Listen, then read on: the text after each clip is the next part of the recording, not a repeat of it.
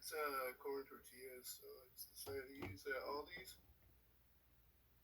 Okay, let's pause that here. And basically, I think that worked out for the good because I haven't made tortillas in so long.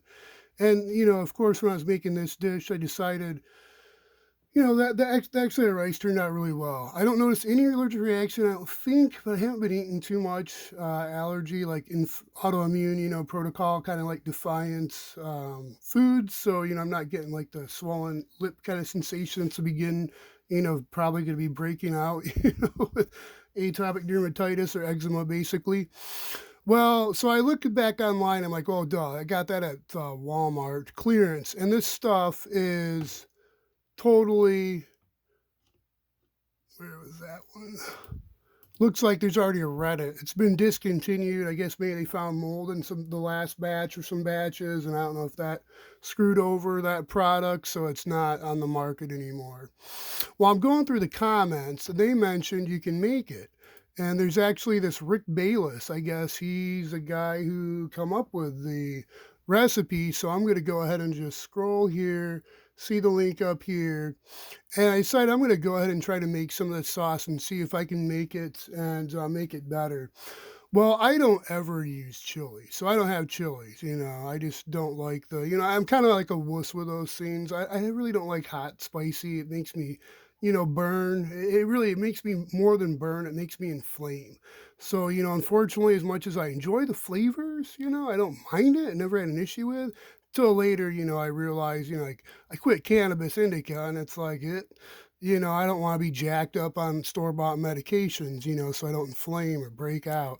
Anyhow, so I'm checking out the recipe and I'm like, I probably got everything. And I must have read a recipe somewhere else and I got some coriander. So I'm like, do I got coriander? What is it? Cardamom? I got a big jug like from Indian food when I used to make Indian food. And I just got back home. I bought the seeds for like $8. And of course, I've got a huge, container of coriander ground. So I gotta test that out and make sure it's still good. Anyways, so I got the ingredients, and one of the things I want to document here. This is kind of the main reason I wanted to document this, so I don't forget. Um, for the chilies, there's recommending this 505 or these other sauces. So it's 505 Southwestern Select, but actually enchilada sauce. Well, I didn't want to, bite the bullet for that, and I figured, well, I'll get some chilies, go by that ingredient. So I got this stuff, and I happen to be reading, like, always read the comments, read the descriptions, read the comments. There's good information usually there. People have like a one, and it's like, you don't use that raw. That's chili. You gotta like dilute it. So this one's a really good comment here. That bag will make 10 gallons of sauce. So if anybody wants any, DM me, email, comment down below. You got some chili, whatever they call this stuff for you, waiting for you. Chili sauce.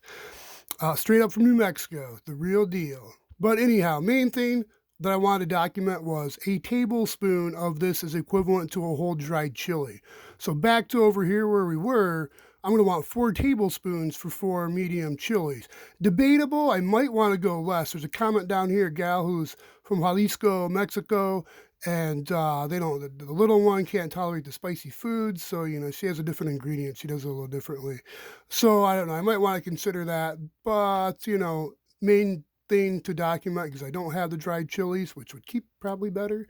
I used to when I was younger, and I might have some stashed somewhere, but they're going to be probably not the best. They're not gelling. Anyways, so garlic cloves. Wound up getting fire roasted diced tomatoes, cumin. I don't use it, but I got black pepper. And I wound up getting some olive oil. I found some California olive oil.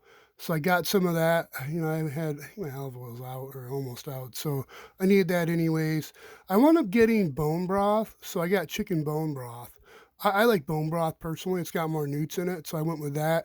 And then the dun dun dun, the other, what I started off with the original dish that I forgot to get the ingredients. You know what I forgot to get? I forgot to get cheese. So I'll have to get some Mexican cheese. But anyways, the tortillas, the corn tortillas. Well, I read into making corn tortillas. There's another recipe. Let's see if I can find it if it's still up here. The history.